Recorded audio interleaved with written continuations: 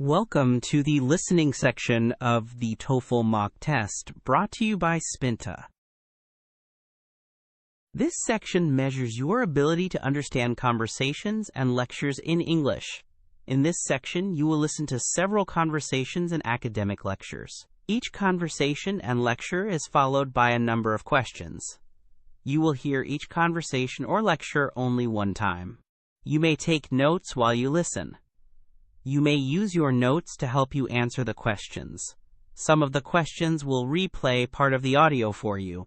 Answer the questions based on what is stated or implied by the speakers. You must answer each question before moving on. You cannot return to previous questions in this section. Good morning, everyone. Today I want to talk about the role of urban green spaces in mitigating the urban heat island and providing multiple ecosystem services in cities. Urban heat islands arise when built surfaces like asphalt and concrete absorb and retain heat, raising local temperatures relative to nearby rural areas. This creates public health risks and increases energy demand for cooling. Green infrastructure such as street trees, parks, green roofs, and riparian corridors can alleviate these problems through three main mechanisms. First, shading reduces the amount of solar radiation reaching surfaces. Second, evapotranspiration moves heat away from the air as water evaporates from leaves. Third, certain types of vegetation increase surface albedo or reflectivity in specific contexts.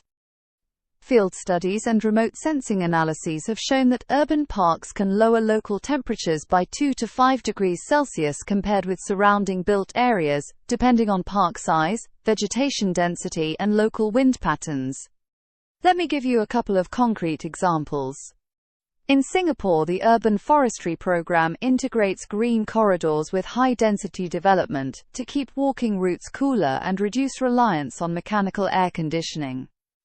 In Barcelona, the Superblocks initiative reclaims street space for vegetation and pedestrian use, which has both cooled adjacent blocks and improved air quality. On the methods side, researchers typically combine thermal infrared imaging from satellites or drones with GIS analysis of canopy cover and land cover classification. This allows us to identify which neighborhoods suffer the highest surface temperatures and to prioritize interventions. However, trade-offs exist. Trees require water and maintenance. Some species are prone to pests or invasive behavior, and not every form of greening produces the same cooling per dollar invested. For example, a large central park will produce strong cooling near its core, but a distributed network of smaller parks and shaded streets can reduce temperature for a greater number of residents who spend time near their homes. Proximity matters, because the cooling effect drops off with distance from vegetation. Equity is a critical concern. In many cities, low-income neighborhoods have historically lower canopy cover and higher exposure to heat. Mapping with GIS reveals inequitable distribution in many metropolitan areas and supports targeted planting programs. Cost-effectiveness depends on choosing appropriate species and combinations of measures. Native species often support higher biodiversity and require less maintenance once established. Green roofs help insulation, but may not offer the same neighborhood-level cooling as street trees. It is also important to use adaptive planning. Simple short-term projects sometimes fail because they do not account for long-term maintenance budgets or climate-driven changes in rainfall. However, simply planting trees without long-term maintenance can worsen water stress and fail to deliver lasting cooling benefits. To maximize benefits, many cities adopt integrated strategies. These include combining permeable pavements, bioswales for stormwater retention, street trees, and community gardens. Together, these measures reduce surface temperatures, manage runoff, sequester carbon, and support urban biodiversity. Finally, monitoring and community engagement are essential. Thermal imaging and citizen science can track outcomes and ensure that projects respond to local needs. In conclusion, Urban green spaces are powerful tools for mitigating heat islands, but they must be implemented thoughtfully, with attention to species selection, maintenance, and social equity.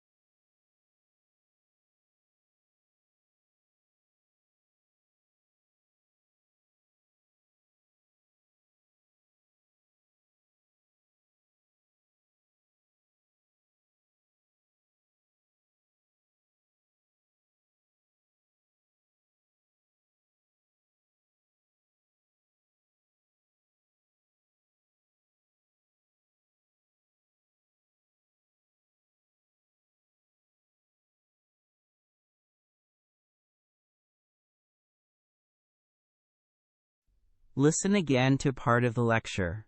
Then answer the question. However, simply planting trees without long-term maintenance can worsen water stress and fail to deliver lasting cooling benefits.